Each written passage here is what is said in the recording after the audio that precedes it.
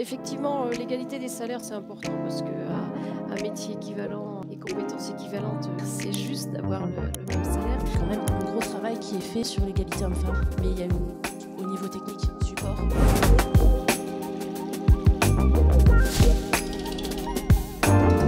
Bonjour à toutes et tous. Aujourd'hui, donc le sujet de cette table ronde, vie, ma vie des métiers de la tech. Donc j'ai le plaisir d'accueillir 4 personnes. Donc Myriam à distance, Marie-Bénédicte, Cathy et Pauline. Donc 4 personnes qui sont des passionnées de la tech. Certaines depuis le lycée, d'autres un peu plus tardivement comme Cathy. On va en savoir un peu plus. Elles sont bien sûr toutes les 4 talentueuses. C'est des grosses bosseuses. Voilà, elles m'ont toutes parlé de l'importance du travail. Déterminées, curieuses, exigeantes. Beaucoup de points communs entre les 4. Envie d'apprendre, de se perfectionner. Elles foncent vers leurs objectifs et elles savent oser. Myriam, elle dit qu'il ne faut pas avoir peur de l'échec. Marie-Bénédicte m'a dit qu'elle ne connaissait pas le mot impossible. Voilà. On parle souvent de croyances limitantes quand on parle des carrières de femmes. Ces 4 femmes, je n'ai pas entendu, mais alors rien de tel. Voilà. Donc je vais vous proposer de chacune se présente rapidement. Je ne sais pas si Myriam veut peut-être commencer. Je ne vois pas la salle, mais j'espère qu'il y a beaucoup de femmes dans la salle. Donc, effectivement, moi, je suis de formation télécom. J'ai un diplôme d'ingénieur télécom et j'occupe depuis 2017 un poste de direction chez SFR. Je suis une ancienne de chez SFR, puisque je suis dans la maison depuis 1997, le siècle dernier. Dans cette direction, nous sommes une trentaine qui travaillons sur des postes avec une composante technique plus ou moins marquée. La direction est composée d'un tiers d'hommes et on peut quand même et malheureusement constater que, à l'exception d'une femme, tous les postes à forte composante technique aujourd'hui sont occupés par des hommes. Sur les 2 hommes qui travaillent sur des métiers pas ou peu techniques, il y en a que 2 dans cette direction et l'un travaille sur le budget de la facture et la facturation, donc ce sont aussi des postes importants et l'autre est représentant du personnel, donc porte-parole de ses collègues féminines. C'est intéressant de le remarquer également. Et il y a des non-cadres dans cette direction et aujourd'hui, tous les non-cadres les postes de non-cadres sont occupés par des femmes.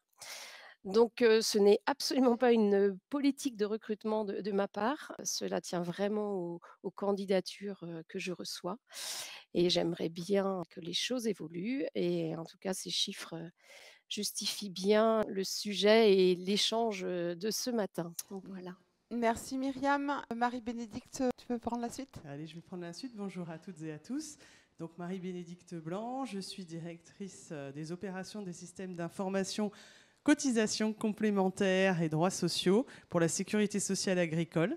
Donc on est une DSI d'à peu près 1100 personnes, maintenant on peut le dire, réparties sur toute la France, avec un gros siège social à Montauban. Donc c'est assez rare d'avoir des DSI de cette taille-là en région.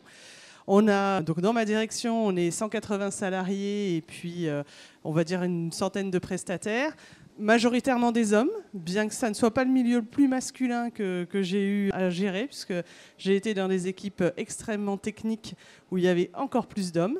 Donc là, j'ai envie de dire, moi, je découvre un peu plus de femmes que d'habitude. Et puis, dans une entreprise qui est quand même très, très, on va dire, inclusive et puis à traiter des sujets de sécurité sociale qui sont quand même à beaucoup de vocations, donc avec aussi pas mal de femmes qui viennent pour le sens de ce qu'on apporte. Voilà ce que je peux dire. Merci beaucoup. Cathy, donc actuellement en reconversion pour devenir développeuse web, si tu peux compléter. Bonjour à toutes et à tous. Donc Cathy, moi je fais partie de l'évolution finalement, puisque je suis en reconversion professionnelle après presque 20 ans d'expérience professionnelle en tant que chef de projet au sens large, aussi bien culturel, édition financière, communication, et aussi en tant que responsable service client. Donc voilà, à la suite d'un licenciement économique, comme ça peut arriver, j'ai choisi de faire une reconversion professionnelle dans la tech. Et je suis tombée, donc j'ai cherché plusieurs écoles, je suis tombée sur l'école Holberton School, qui fait partie de cette évolution inclusive aussi, puisqu'on a quand même beaucoup de filles et de femmes aussi en reconversion. Voilà, moi je suis très contente de faire partie de ce nouveau modèle pour intégrer cette partie technique. Voilà, donc j'attends la suite pour pouvoir transformer ou valoriser cette évolution sur le plan professionnel. Merci. Donc Pauline, c'est tu Neosoft, mais enfin, je te laisse te présenter. Merci. Bonjour à toutes et tous, donc Pauline Barthélémy, je suis chez Neosoft depuis maintenant 3 ans. J'ai fait une formation d'ingénieur classique, donc classe prépa intégrée et ensuite un cursus sans alternance avec juste des stages classiques. C'est pas ce que je voulais faire. Enfant, je m'imaginais plus décoratrice d'intérieur, donc rien à voir. Et à la sortie du collège, finalement, je me suis dit l'informatique, l'électronique, pourquoi pas. J'étais plus partie sur l'électronique. J'ai choisi une école qui fait les deux. Et finalement, l'électronique a choisi pour moi, j'ai préféré l'informatique. Donc j'ai continué là-dedans. Je suis développeuse full stack, ce qui veut dire que je fais à la fois de la mécanique, entre guillemets, et de la carrosserie, donc de l'interface utilisateur et ce qui se passe derrière. Et pas de... encouragée par ma tante notamment, qui est ingénieure elle aussi, et par ma famille qui ne voit pas de frein à ce qu'une femme soit dans des métiers scientifiques et techniques. Donc, sur de la technique pure, et c'est ce qui m'intéresse, je compte continuer sur la technique. Alors merci, parce que du coup tu fais le lien avec la question d'après, parce que tu as un petit peu répondu aux deux, c'est parfait. Non mais ça fait un pont, c'est génial. Parce que la question suivante c'était, est-ce que l'informatique ou la tech, est-ce que c'était une vocation ? Voilà, parce qu'on se pose la question peut-être pour nos enfants ou notre entourage. Donc ça démarre comment, cette arrivée dans la tech ? Myriam, peut-être tu veux démarrer ? Parce que Ouais. je me souviens que tu as dit que c'était un choix par défaut et que finalement tu étais plutôt satisfaite. Donc je veux bien que tu développes un petit peu. Choix par défaut, effectivement. Bon, après, j'ai un père qui est passionné d'informatique. Donc, plus jeune, j'ai vu pas mal d'ordinateurs autour de moi à la maison. Et voilà, j'ai une personnalité plutôt curieuse, donc je m'y suis aussi un petit peu intéressée. J'étais loin d'être le geek, mais je regardais ça avec attention, avec intérêt. Et puis, j'ai même en seconde pris option informatique. Donc, il y avait quand même une curiosité dans ce domaine-là. Par contre, c'est vrai qu'une fois arrivée en terminale, ma réflexion par rapport à mes envies de carrière avait évolué et j'envisageais de faire médecine. Je rêvais d'être anesthésiste. Et là, c'est en discutant avec 2 médecins, hommes, peut-être que la réponse aurait été différente si ça avait été des femmes, mais en discutant avec 2 médecins, j'ai compris et je les ai crus que médecine, anesthésiste, cette profession risquait d'empiéter pas mal sur ma vie privée, donc ma vie de femme. Et ils m'ont vraiment découragée à prendre cette voie-là. Du coup, j'avais les compétences. Alors, j'ai fait une prépa scientifique. Ça me laissait 2 ans de plus pour réfléchir un peu à ce que je pouvais faire. Et puis après, effectivement, je raconte que j'ai pas vraiment choisi les télécoms. C'est les télécoms qui m'ont choisi puisque c'est les résultats du concours à la fin de prépa qui font que j'ai retenu une école de télécom. J'aurais aimé faire de la chimie. Après, c'est pas le hasard, mais les résultats font bien les choses parce que le secteur de la chimie a été très, très compliqué début des années 2000, donc ça aurait été compliqué pour moi. Donc j'ai intégré cette école d'ingénieur télécom. Nous étions 17 filles sur une promo de 220. Et c'est vrai qu'aujourd'hui, je n'ai aucun regret. J'ai été diplômée en 95, donc c'était vraiment le tout début de la bulle internet. C'était un secteur, le secteur des télécoms, plus que l'informatique peut-être à l'époque. Le secteur des télécoms était vraiment en plein boom et ça nous offrait de multiples opportunités. C'était vraiment une chance d'être cueillis par les recruteurs à la sortie de l'école. Et voilà, plus de 20 ans, presque 30 ans après, chez SFR, là, je me sens complètement épanouie et c'est vraiment avec grand plaisir que je viens travailler tous les jours.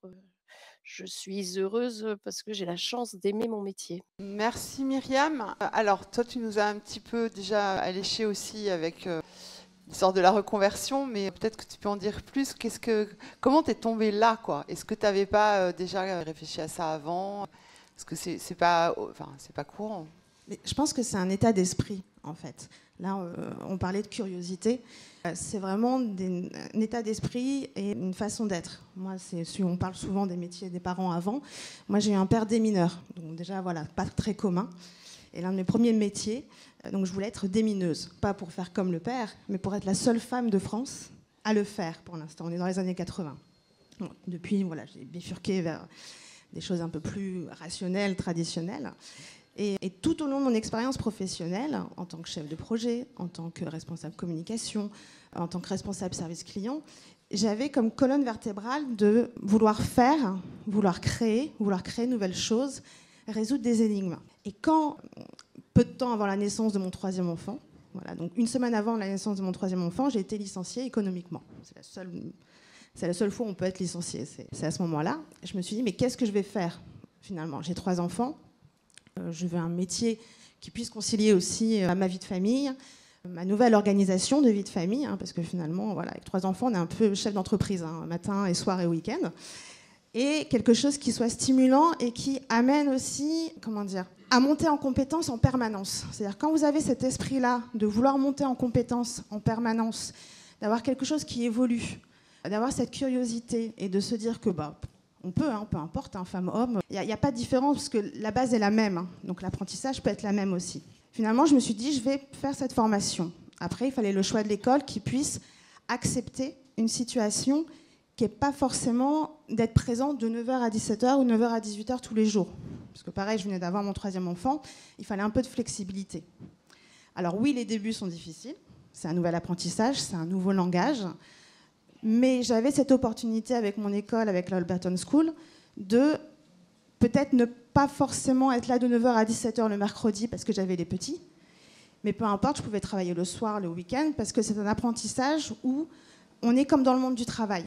C'est-à-dire qu'on a des sprints, on a des rituels, et en fait, ça ne nous change pas quand on est en reconversion professionnelle. Donc c'est là que je trouvais intéressant de faire cette formation-là et de basculer vers la technique pour justement pouvoir faire et créer des choses. Souvent, on dit on va vers la tech parce qu'on est passionné par la tech. Mais on peut être passionné par les belles voitures, mais pas savoir comment les construire. Il faut aussi avoir cet aspect-là de comment je peux construire les choses, est-ce que j'ai envie de construire de nouvelles choses, de nouveaux process, de nouvelles stacks, etc. Donc c'est comme ça que je suis venue dans cette école. Et là, actuellement, je suis en 2e année de spécialisation en full stack. Donc là, du coup, je rejoins Pauline. Et là, du coup, on va avoir... Là, hier, par exemple, on a assisté au démodé, donc l'examen de fin d'année des spécialisations, avec des projets très ambitieux, moitié femmes, moitié hommes. Donc je fais partie d'une école où il n'y a vraiment pas de discrimination. Et comme je te disais lors de le pré-entretien, je fais quand même une école qui s'appelle Betty Alberton. C'est-à-dire que c'est une femme, dans les années 40, l'une des premières programmeuses. Donc voilà, tout était connecté, tout était relié et tout était parfait pour cette reconversion. Très bien, merci beaucoup. Alors, Marie-Bénédicte, qui est arrivée dans l'informatique par hasard, et j'adore l'idée. Oui, alors moi j'étais bonne partout, excellente nulle part. Donc comme j'étais une fille, mes profs me disaient va faire du droit. Puis moi je sauvais le monde, ça m'intéressait. Donc, sauf qu'en 1995, mon frère revient des États-Unis et il me dit il y a un truc qui arrive là. Ça va être une révolution, ça s'appelle Internet et ça va être un truc de fou. Quand il dit ça en 95, je regarde en disant ouais ok, très bien, tu as eu des bonnes vacances, on est content pour toi. Et dans les mêmes temps, en fait, Microsoft commence à mettre à disposition des salons, au départ pour chatter, mais sur lesquels on peut coder. Et là, tout à coup, par hasard, je me retrouve à coder dans un salon gratuit à l'époque, Microsoft, et je trouve ça magique. C'est-à-dire qu'il n'y a rien d'impossible, on peut mixer de la logique et de la créativité. Et au final, on n'est limité que parce qu'on n'imagine pas. Et je trouvais ça exceptionnel parce que je ne savais pas quoi faire plus tard. Moi, j'étais trop matheuse pour partir faire prof d'histoire géo, ou j'étais trop littéraire pour me plonger dans des études de chimie. Voilà. Et là, je trouvais quelque chose où j'avais à renoncer à rien. Je pouvais être créative, je pouvais être logique, je pouvais y passer des heures. Je suis assez d'accord, quand on fait un métier qui nous passionne, on ne se rend pas compte, c'est pas un métier, c'est vraiment une passion. Et à partir de là, j'ai plongé là-dedans, j'ai eu la chance d'avoir des tas d'opportunités. C'est aussi un message que je voudrais passer ce matin, c'est saisir toutes les opportunités. On ne sait pas où ça va nous amener, mais c'est pas grave, parce qu'on apprend tout le temps. Et ça aussi, moi, je suis quelqu'un qui me lasse assez vite. Peut-être il y a 30 ans, j'aurais été diagnostiquée HPI, je ne sais pas, maintenant c'est la mode, mais pas à mon époque. Et en tout cas, je ne me suis jamais ennuyée depuis que j'ai ouvert un ordinateur, jamais. Et je continue d'apprendre. Et quand je vois l'IA arriver, j'ai l'impression d'avoir 15 ans. Voilà, je me dis, mais il va se passer encore des tas de choses, ça va révolutionner tous les métiers. Quand je vois ce qu'on va faire avec la data, je trouve ça exceptionnel. J'ai toujours aimé mon âge, j'ai jamais eu de soucis avec ça. Et là, je regretterais presque, mais parce que j'aurais presque envie de recommencer. Je trouve ça vraiment fabuleux. Et c'est le message de ce matin, c'est... allez-y, nous on a vécu, enfin moi en tout cas, on a vécu des périodes de construction. Moi j'avais le sentiment d'arriver en Amérique au XVIIe siècle. C'était une grande friche Internet, voilà, il y avait tout à construire. C'est plus ça maintenant, mais vous, votre nouvelle Amérique, c'est l'intelligence artificielle, c'est la data, et c'est comme Mars. Enfin, c'est même encore mieux que Mars parce que ça existe pour de vrai. Et il faut vraiment y aller, quoi. C'est extraordinaire. Merci beaucoup. Alors, trouver sa place dans un environnement masculin, pas toujours facile. Donc moi, ce qui m'intéresse là, c'est de connaître un petit peu les freins que vous avez pu observer, vos recettes pour les surmonter. Je propose de commencer avec Cathy, parce que Cathy m'a raconté une histoire qui n'est pas surprenante, hein, et qui n'était pas dans le secteur de la tech, mais donc c'est au moment où tu t'es mariée. Tu te souviens ? Oui, je me souviens quand même quand je me suis mariée. Ça fait partie du parcours de la vie. C'est-à-dire que moi, du coup, je vais parler de mon mari, on est la même année, on a un bac plus 5 tous les deux. Et c'est vrai que quand on vivait en région parisienne, je venais de me marier et en même temps, je passais un entretien d'embauche pour une grande société. Et je pense que j'avais cette naïveté on parlait encore à l'époque de qu'on pouvait dire si on était marié, enfant, pas enfant. Et que je venais de me marier, donc la trentaine, je venais de me marier et j'ai senti tout de suite que ça a tiqué. Et là, j'ai dit, ah là, tout de suite, elle va se marier, enfin, elle s'est mariée, elle va avoir des enfants, ça va être problématique. J'ai fait, premier couac. Du coup, j'ai fait un enfant, j'ai fait tant qu'à faire. Et par contre, mon mari, quand il a annoncé son mariage, il a eu un beau cadeau de sa boîte. Donc voilà, c'était 2 poids 2 mesures. Et ça, je l'ai ressenti à chaque naissance. C'était assez marrant, la prime à la naissance dans son entreprise. Moi, je chutais petit à petit. Donc pareil, c'est une question de... Pareil, il a passé un entretien il n'y a pas longtemps où il disait qu'il était père de famille, 3 enfants. Il avait en face un recruteur qui lui disait « Ah, mais moi aussi j'ai des enfants, vous inquiétez pas, etc. etc. » J'étais en train de me dire, si j'étais dans la même situation, je ne suis pas sûre que j'aurais eu la même réponse. Quand tu as dit chuter là, petit à petit, tu peux te développer ? C'est-à-dire qu'on est sur une évolution salariale qui n'est pas... Enfin, voilà, entre la prévision et finalement la réalité n'est pas du tout la même. C'est-à-dire que vous avez le mari qui évolue et nous on chute un peu au fur et à mesure. C'est-à-dire que, voilà, forcément... La maternité, mais dans tous les domaines. C'est pour ça que c'était a fait qu'on chute un petit peu. Je ne pense pas que ce soit le cas partout, mais il y a 80% des cas, on est là-dedans. Par contre, dans la tech, moi je trouve, et rien qu'à l'école, je ne suis pas encore en emploi, mais j'ai plus d'opportunités. Donc finalement, j'ai plus d'enfants à charge, mais j'ai moins de discrimination et j'ai plus d'opportunités avec la tech. Donc on pourrait dire que finalement c'est un frein. Et en fait, l'outil et la technique m'aident à finalement effacer le côté mère de famille, le côté ah non, elle a des enfants, peu importe. Je veux dire, moi, le travail est le même, on livre la même chose. Je rencontre moins de discrimination aujourd'hui à l'école. Il faut voir après toujours comment on valorise ça à l'entretien face à un recruteur, parce que voilà, il n'a pas la même formation non plus. Mais moi, je suis vraiment satisfaite parce que ces freins ont disparu depuis que je suis dans la tech. Merci. Pauline, vous avez été très rassurante sur ce plan-là également, donc je vous laisse la parole. J'ai eu la chance, donc à part une fois au lycée, par un garçon de ma classe, donc je pense que c'était plus lié à l'âge que réellement à ce qu'il pensait, où on m'a dit, donc c'était en cours de mécanique, et il m'a dit, donc sur une question où il fallait trouver, je ne sais plus quelle pièce sur la distribution d'une voiture, il m'a dit, écoute, toi tu colories et nous on fait la mécanique. Bon, ce qu'il n'avait pas vu, c'est que le prof était dans son dos. Donc moi, je suis restée abasourdie, mais le prof l'a bien recadré. C'est la seule fois où j'ai vraiment eu une remarque sexiste. Depuis, j'ai eu cette chance-là d'être dans des équipes où on était toujours au moins 2 filles. Sauf actuellement, où sur une équipe de 7 devs, je suis la seule fille. Mais il y a au niveau technique, support, il y a aussi une fille dans l'équipe. Et on a une DSI, donc, qui est sensibilisée à la mixité, et mon chef de projet l'est aussi.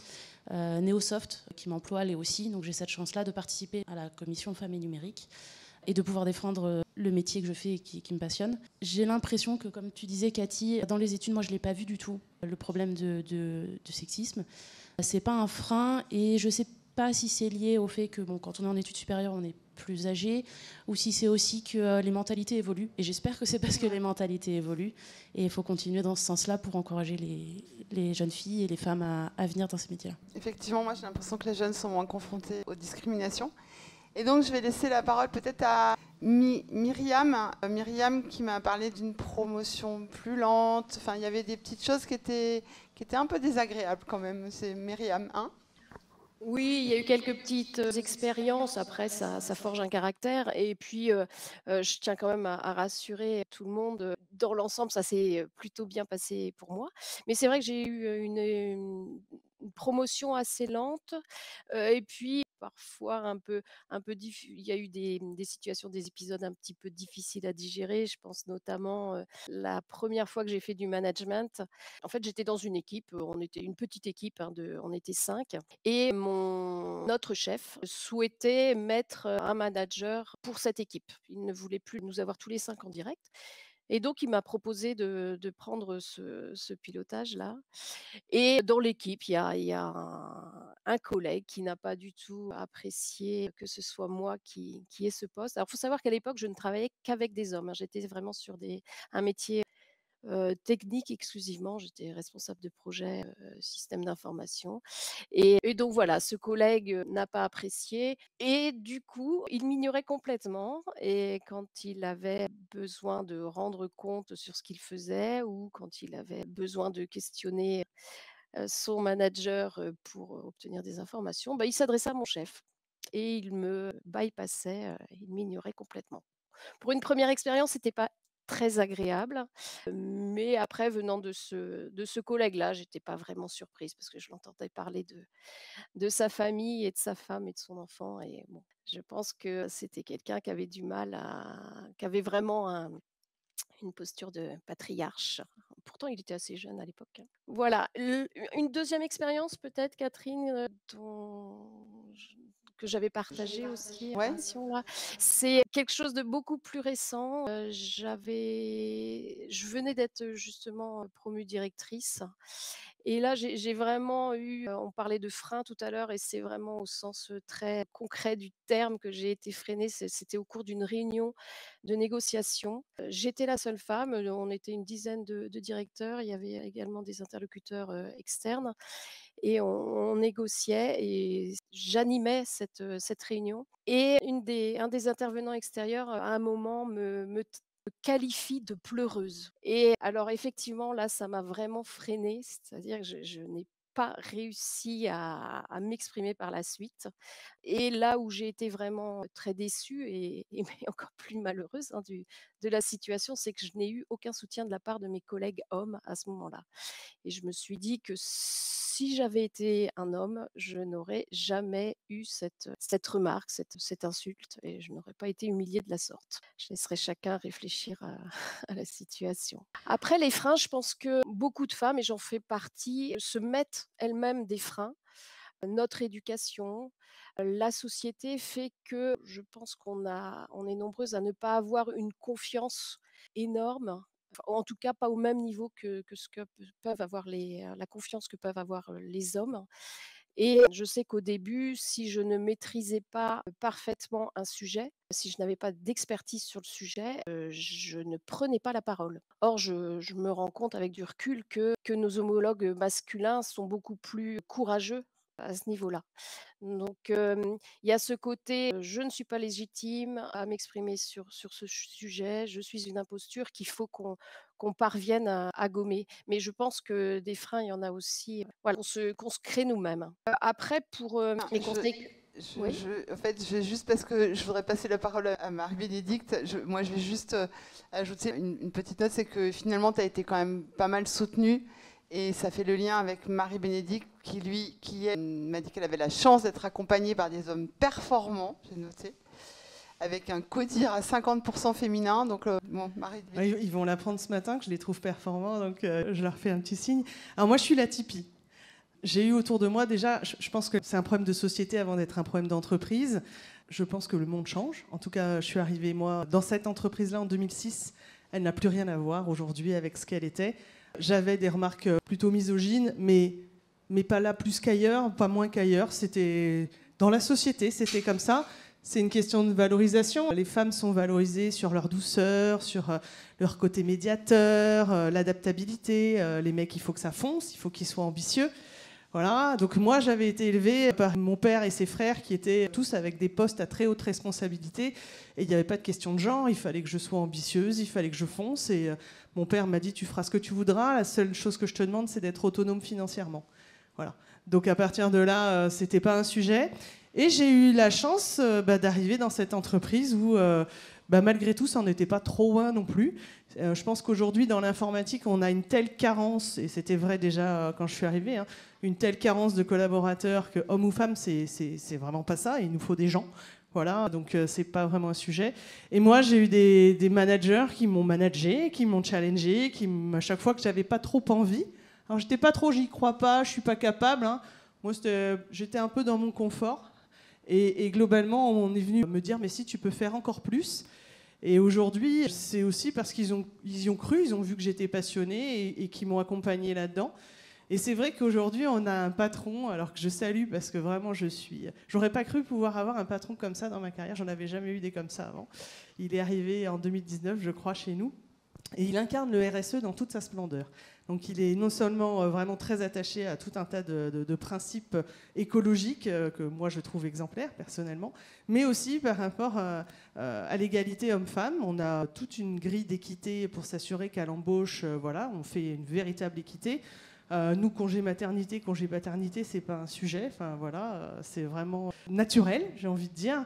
Et donc globalement, alors que je suis passionnée par ce sujet depuis un certain temps, il vient quand même me chercher en me disant, tu fais quoi pour de vrai? Voilà, est-ce que dans tes managers, tu es à 50%? Et avant lui, il y avait une femme au CODIR, c'était la DRH. Et c'est vrai qu'aujourd'hui, 50% de CN-1 sont des femmes. Et il n'y a pas de fumée sans feu, ça ne se fait pas comme ça. C'est qu'il a aussi contribué à ce changement de mentalité qui reste encore à faire. Hein. On va le voir tout à l'heure. Mais ce que je veux dire par là, c'est qu'il y a beaucoup de femmes qui disent pour qu'on réussisse cette révolution, il faut l'alliance des hommes. Moi, je ne peux qu'en témoigner. Ce n'est pas les uns contre les autres, hein, c'est vraiment ensemble. Et je finirai aussi avec un petit clin d'œil, c'est que même si je ne suis plus mariée aujourd'hui, je l'ai été pendant 20 ans. Et on a toujours dit, derrière les grands hommes, il y a une femme, mais je pense que derrière les femmes directrices, il y a aussi des hommes. Et je n'aurais pas pu faire ce que j'avais fait si j'avais pas eu un mec qui s'était occupé de mes enfants aussi, quand il fallait que je reste à 19h ou à 20h au bureau. Voilà. Donc c'est une alliance avant d'être les uns contre les autres. Merci. Par rapport à ce qui a été mis en place, toi tu viens de décrire ce qui se passe dans ton entreprise. Chez Neosoft, qu'est-ce qui se passe qu'est-ce qui a été mis en place pour favoriser la mixité, l'équilibre vie pro, vie perso? Alors, c'est dans les valeurs de Neosoft déjà, d'être très attentif à ses collaborateurs, et notamment à l'équilibre vie pro, vie perso. Il n'y a pas de jours spécifiques pour les congés menstruels, par exemple, ou pour des aménagements pour les femmes qui ont des enfants, mais ça se fait en bonne intelligence. Neosoft est très attentif à ça. Ils ont aussi beaucoup d'actions. Enfin, ils mettent en place aussi des actions, notamment via la mêlée, avec la commission femmes et numérique. Et ils ont un index d'égalité qui est sur 100 et qui atteint 93, ce qui indique quand même qu'il y a un gros travail qui est fait sur l'égalité homme-femme au sein du groupe. Neosoft a aussi fait le choix de ne pas forcément mettre en place des choses spécifiques pour les femmes, puisqu'ils cherchent une démarche égalitaire. Et donc, il faut que ce soit aussi des choses qui sont accessibles aux hommes. Il y a beaucoup d'actions. Il y a aussi d'autres femmes au sein de Neosoft qui participent à ces actions, notamment avec Google for Women. Et voilà, grosso modo, ce qui se passe. Ouais, et puis on avait parlé d'un blog aussi. Myriam, SFR, qu'est-ce qui se passe là-bas? Qu'est-ce qui se passe chez SFR? SFR aussi est sur une démarche d'égalité homme-femme, parité homme-femme. Il y a un programme interne qui a été lancé, qui s'appelle Carrière au féminin, et qui vise en fait à accompagner les salariés, particulièrement accent aigu US, les salariés, hein, dans l'évolution de leur carrière. Donc c'est soit les accompagner vers des postes à responsabilité, et tendre aussi vers la féminisation des métiers plus techniques de l'entreprise. Les statistiques aujourd'hui, si dans les équipes réseau, SI sont pas très bonnes, on est loin. Elles évoluent dans le bon sens, mais on a une marge de progression certaine. Il y a des partenariats, SFR a établi des partenariats également avec des associations qui œuvrent pour l'insertion des femmes. Et il y en a une notamment qui et on y participe, qui intervient dès la primaire auprès des élèves. Je crois que ça va du CE2 au CM2 et pour sensibiliser en fait sur la mixité des métiers et les filières et présenter des filières techniques et scientifiques à ces élèves. Et en interne, il y a également des portraits de femmes qui sont régulièrement proposés sur notre intranet. Donc, c'est des petites vidéos où les femmes s'expriment sur leur parcours et leur succès et leur évolution au sein de la société, de l'entreprise. C'est un petit peu justement la question qui suit, c'est qu'est-ce qui reste à faire? Donc il y a déjà des pistes qui s'ouvrent. Peut-être, je ne sais pas qui. Moi, je Ouais, peux commencer si Ouais. tu veux. Alors, je dirais que ce qui reste à faire, c'est à ne pas renoncer. C'est que le début. On pourrait s'essouffler un petit peu ou avoir l'impression que comme la société change, naturellement, les entreprises vont changer. Je pense que c'est un combat, en tout cas, c'est un travail qui va nous prendre encore et toujours de longues années. Avant de faire de l'informatique, j'ai fait des études d'histoire. Et ça m'est resté un petit peu, et ce que je peux vous dire, c'est que l'autonomisation des femmes, c'est une roue de hamster. Donc quand on croit que c'est bon, c'est fait, il y a des gens qui viennent nous brûler sur des bûchers. Donc ça, c'était ma petite anecdote historique. Donc tout ça pour vous dire qu'avec un peu plus de sourire, qu'il ne faut pas se la relâcher. Et c'est pour ça que ce n'est pas un combat des uns contre les autres. Il faut trouver un équilibre pour que tout le monde trouve sa place, pour ne pas avoir l'impression que parce qu'il y a des femmes qui prennent des postes à responsabilité ou qui tout à coup deviennent autonomes financièrement, et bien que les hommes n'auraient plus d'importance dans la société. Donc nous, on a cette responsabilité-là de transmettre un flambeau. Et ce que je voulais dire aussi, c'est que je pense que la sororité intra-entreprise est beaucoup plus positive aujourd'hui qu'elle ne l'était de mon temps. C'est-à-dire que moi, je me sens une véritable responsabilité de mentorat ou en tout cas d'écoute vis-à-vis de mes collègues féminines, quand les générations d'avant, quand je suis arrivée, me voyaient plutôt comme une concurrente qu'autre chose. Et ça, je pense qu'on peut tout le faire. Et je pense que pour les générations à venir, ça sera cette transmission de flambeau régulièrement pour qu'on ne s'endorme pas sur nos lauriers. Cathy, ajouter quelque chose peut-être? Moi, je dirais plus que sororité, c'est vraiment avoir cet esprit presque tous commun, très corpo, pas forcément que groupe, ensemble, filles, évoluer, c'est vraiment être ensemble, et c'est une question de prisme surtout. C'est-à-dire que moi, je l'ai beaucoup vu quand on rentre en formation, justement, après, en tant que reconversion. Je démarrais de zéro, moi, vraiment zéro. Et j'étais avec des collègues, des apprenants qui avaient codé dans leur chambre depuis 6 mois, qui avaient ça depuis 2 ans, etc. Et la question de prisme, c'est que si moi, je suis là en même temps que lui, alors qu'il a travaillé avant, etc., j'ai ma place. Donc, c'est vraiment, il faut avoir cet esprit-là. Et en plus, s'accrocher, essayer de définir des modèles, c'est-à-dire pas forcément des modèles de grandes chefs d'entreprise, parce qu'il n'y a pas que des grands groupes aussi qui embauchent, il y a plein de start-up, il y a plein de TPE, où là aussi il y a beaucoup de travail à faire, parce que les grands groupes, voilà, c'est une grande structure, c'est dans leur politique de pouvoir aller vers cette parité. Et c'est vraiment d'avoir ces modèles petits, moyens, grands, des modèles féminins, mais connus aussi des hommes. C'est-à-dire pas seulement des modèles féminins connus des femmes, mais connus de tout le monde en fait. C'est-à-dire qu'il faudrait que ce ne soit plus un sujet. Moi je trouve que c'est bien quand ce n'est plus un sujet finalement. Et c'est là où c'est ça la prochaine étape. C'est-à-dire peu importe tu commences depuis zéro ou que tu es codé, développé ou dans un truc de tech, voilà, depuis 6 mois, 9 mois. Si on est là au même endroit, c'est que chacun a sa place. Et il n'y a pas de place justement pour ces petites discriminations qui sont plus des aveux de faiblesse qu'autre chose. Merci.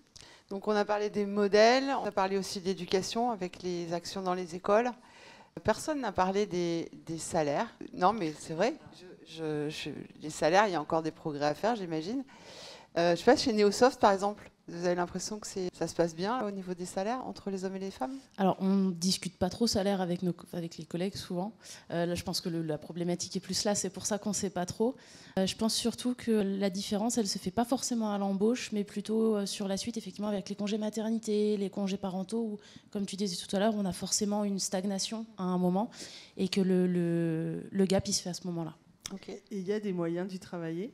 Voilà, parce que je vais vous donner l'envers du décor. Donc nous, on a une vérification au retour des congés maternité, de voir les écarts entre les salaires au départ et après, pour voir et nous faisons des rattrapages si jamais il y a besoin. Il y a, je le disais tout à l'heure, vraiment un système d'équilibre, d'équité à l'embauche, c'est-à-dire qu'au moment où on propose un salaire, avant qu'on puisse le proposer, il passe dans les mains des RH qui font toute une analyse pour vérifier s'il est équitable par rapport au salaire des hommes, au salaire des femmes, si ça fait baisser le ratio, etc. Donc c'est aussi, ce que je veux dire par là, c'est que c'est aussi une volonté d'entreprise, c'est que c'est faisable. On ne peut pas nous dire c'est une question de marché uniquement, c'est pas vrai. IMSA vient de réussir une campagne d'embauche, je pense, assez exceptionnelle, puisqu'en 3 mois, on a embauché 130 personnes qui sont ravis de nous rejoindre, mais aussi parce qu'ils voient qu'on porte des valeurs. Et c'est là, je pense, où toutes les entreprises, petites ou grandes, ont quelque chose à montrer. C'est qu'aujourd'hui, les gens, ils viennent plus chercher juste un salaire pour manger, quoi. Ils veulent aussi participer à une aventure humaine et à une aventure de valeurs. Et ça en fait partie. Et moi, je suis ravie de voir que les hommes aussi se sentent concernés par rapport à ça et presque rassurés de voir que l'entreprise veille au grain parce que, quelque part, ça fait partie des valeurs communes. Et donc c'est faisable. C'est tout à fait faisable. Merci. Alors, il nous reste 6 minutes et du coup, on a du temps pour les questions dans la salle. Est-ce qu'il y a des questions ? Ça vous a inspiré un petit peu ce qu'on a entendu ? Ouais, mais ça n'inspire pas les questions ? Ça alors. Je ne sais pas s'il y a une qui veut. Peut-être j'ai oublié. Myriam, tu veux peut-être ajouter quelque chose que je t'ai pas donné la parole là. Oui, sur les salaires, je voulais réagir. Effectivement, l'égalité des salaires, c'est important parce qu'à métier équivalent et compétences équivalentes, c'est juste d'avoir le même salaire. Mais équilibrer les salaires pourrait aussi peut-être être intéressant dans le foyer. Ça équilibre aussi la position des 2 parents. Et le jour où il y a un aléa de la vie qui fait qu'il faut faut qu'un des parents mette un peu entre parenthèses sa vie professionnelle, eh bien, si les salaires étaient équilibrés, la réponse serait peut-être moins évidente qu'aujourd'hui. Aujourd'hui, je pense que c'est souvent les mères qui s'occupent des enfants quand il y en a besoin et qui justement mettent un peu en retrait leur vie professionnelle. Donc voilà, ça pourrait être une réflexion, enfin un point intéressant. Et puis, on a parlé aussi du congé de paternité. Chez nous, le congé de paternité, on se rend compte que les cadres et les managers le prennent pratiquement pas. Contrairement, j'ai une petite statistique on a dans l'entreprise 20% de managers et 80% de non-managers du coup dans la population masculine. Et le congé de paternité est pris uniquement par 8% des managers. Donc, les managers ne prennent pas hommes ne prennent pas leur congé de paternité. Donc l'équilibre et l'égalité homme-femme est amélioré avec ce congé de paternité, cette possibilité-là. Mais si on le rendait obligatoire, les hommes seraient aussi contraints de s'éloigner un peu de l'entreprise pendant c'est 25 jours, je crois. L'équilibre serait encore plus respecté, je trouve. Alors après, il faut que les femmes soient prêtes à l'accepter également. Ah, il y a une question, enfin il y a un complément. Janie. Donc moi je suis ex-DRH, donc je connais bien le problème. Il faut quand même dire que quand j'étais dans une entreprise qui est comme SFR, donc effectivement les cadres masculins qui avaient des très gros salaires, quand ils prennent leur congé maternité, ils retombent à un salaire qui n'est pas du tout celui qu'ils ont quand ils travaillent à temps plein, donc ils ne le prennent pas en priorité pour cette raison-là. Hein. Donc ils prennent une semaine, mais pas plus, quoi. Donc c'est un vrai problème, l'indemnisation de ce congé paternité. Les grandes entreprises qui ont les moyens pourraient peut-être réfléchir à compléter ce qui est versé par la Sécu pour ces congés paternité, pour maintenir un niveau de salaire aux papas qui souhaitent s'arrêter pour vivre la parentalité auprès de leur femme. On n'est pas assez payé pour avoir besoin. Pas mal la réplique. Bon, je n'ai jamais entendu ce sujet-là, donc je pense que ça ne doit pas être... C'est un vrai sujet dans toute Ouais, mais je pense que les salaires que tu évoques sont valables pour une catégorie de population qui est quand même en pourcentage par rapport au reste du monde assez faible. Oui, non, mais tout à fait. Mais après... Mais après, je rejoins complètement Myriam pour l'avoir moi vécu personnellement. C'est pas la femme qui s'arrête quand il y a un enfant malade, c'est le plus bas salaire qui s'arrête quand il y a un enfant malade. Donc globalement, en effet, c'est un vrai sujet d'équité salariale. Mais on pourrait se le dire aussi, pourquoi l'école appelle les mamans systématiquement. Enfin voilà, et c'est pour ça que je rejoins. Enfin, je dis, c'est d'abord un problème de société avant d'être un problème d'entreprise. Alors, vu le temps qui reste, moi je voulais finir sur une très bonne note aussi. parce qu'il y avait pas mal de bonnes notes quand même pendant ces entretiens.